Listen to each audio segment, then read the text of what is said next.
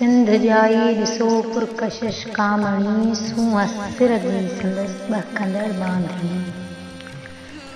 याम शोरे खां वध शोर जंहिंजो हिथे मोर मन जो मथसि घोर जंहिं तां कजे सादड़ी हू सफ़ा भूड़ी बावफ़ा। सादड़ी हूअ सफ़ा भूरड़ी बावफ़ा थी बखे रूह खे हुन जी हर हिक अदा हुन जी मुरकण सां मेहरान मुरकियो पवे। हुन जी छेरनि सां छोली बि छिरकियो पवे। हूअ जॾहिं वर वारनि जो खोलियो छॾे मुंहिंजा वाहण थी ख़ुशबू सां वासियो छॾे। हुन जी ॻोरी ॻिचीअ जूं त ॻाल्हियूं परे को हिते पियो करे को हुते पियो करे। जाग में अणगणियूं निंड में पियो करे। हुन जे लहजे लारूं के माखीअ संदियूं हुन जे शब्दनि में शामिल शकर ॼण हुजे। हूअ त ॿाड़ो को ॿोलण सिखी कोन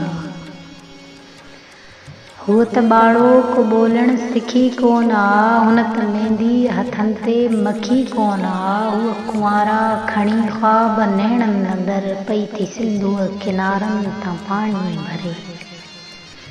कच्छ जंहिं ते गाघर करे नाज़ थी कच्छ जंहिंजीअ ते गाघर करे नाज़ थी कोरे गाघर सां दिलि जा सले राज़ थी। जंहिंजो सीनो सितारनि सां झुड़ा थियल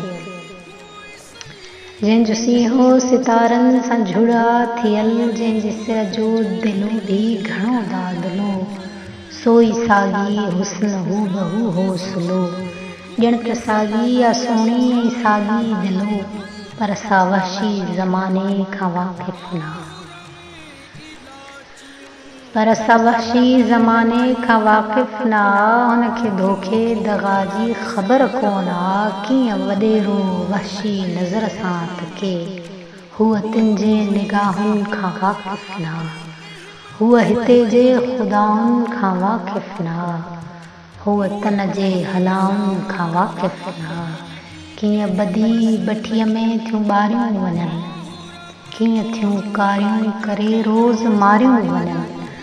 कर्ज़ कीअं था वॾेरा उगाड़ियो वठनि कीअं नोटनि जे वस्तियूं नारियूं वञनि। कीअं थो आदम लताड़े हवा खे हिते कीअं हवेलियुनि में चीखूं थियूं चीभाट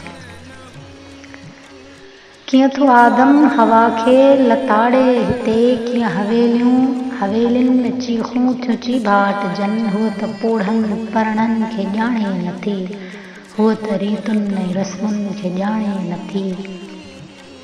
खून एवज़ खथेरी वही कोन हुन अञा संग चटीका भरी कोन। तंहिं सखेरे ते साईं थो सोचे थकां चेट चांडो खेन में थो जागी पवां। पोइ सोचुनि जे संचनि में शाइर जियां ही तसव्वुर तराशे थो रोई पवां ही तसव्वुर तराशे थो रोई पवां। रेशमी रूह वारी तंहिं नारीअ सां किथे रस्मुनि जा ढींघर न विचड़ी पवनि ऐं असांजा न किथे गीत उजड़ी वञनि ऐं असांजा संगीत उजड़ी वञनि ऐं असांजा संगीत उजड़ी वञनि।